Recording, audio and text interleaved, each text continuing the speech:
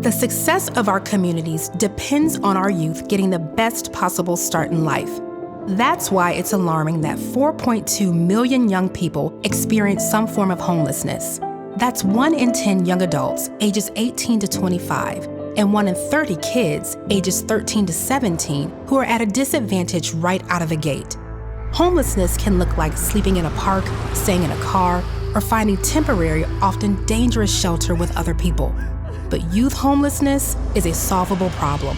Community systems can help prevent the trauma of homelessness by knowing the characteristics of youth who are at the greatest risk, like the death of a parent, their race, sexual orientation, gender identity, pregnancy and parenting, being in the foster care system, or juvenile detention. Together, we can intervene earlier to prevent homelessness so that each young person can get the best possible start in life. Learn more at chapinhall.org.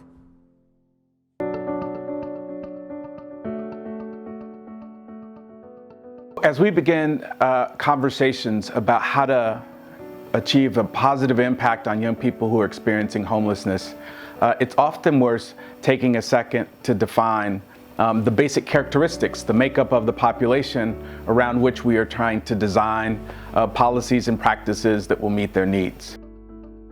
One of the most important elements that distinguishes Chicago from other places is the fact that almost 65% of youth who are homeless in Chicago are African American. That's more than twice of the general population. So you've got young people here that are twice as likely to be homeless from you would anticipate. And the opportunity here is to really think about where these young people live, where they come from, where the challenges begin. One of the other important characteristics here in Chicago is the large number of young people who report being LGBTQ. In Chicago, we found that about 20% of young people reported that they were gay, lesbian, bisexual, transgendered, or questioning.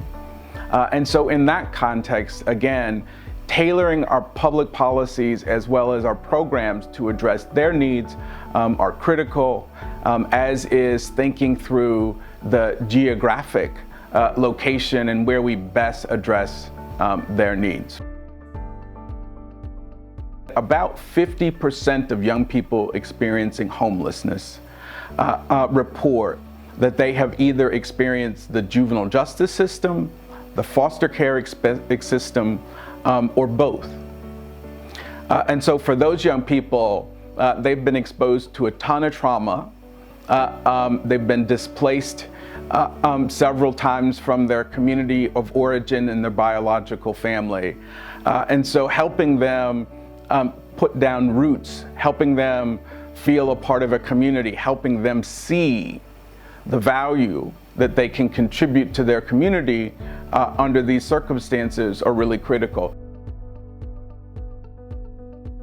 So one of the important issues that emerges from the work that we've done in Chicago is the number of youth who are homeless relative to the number of beds that are available on any given evening for them to take shelter.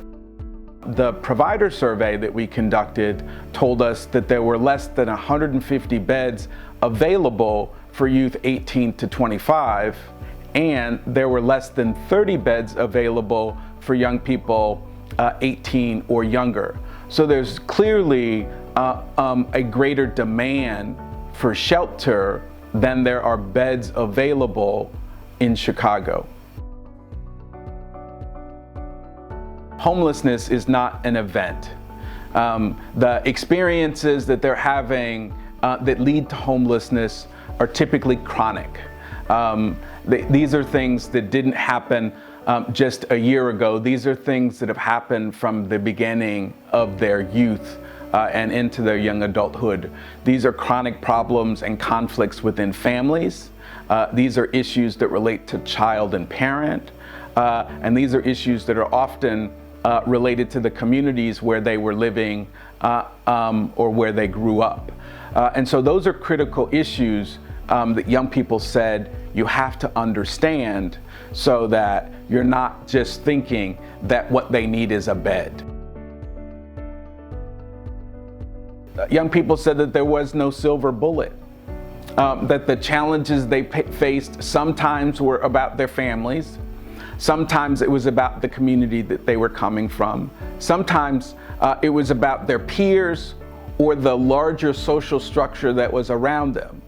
And they really suggested that reducing or eliminating youth homelessness would require a multi-level approach to making change happen, so that young people have different experiences in their families, that they have different experiences in their community, and that they have access to the resources and supports that they need from the larger system.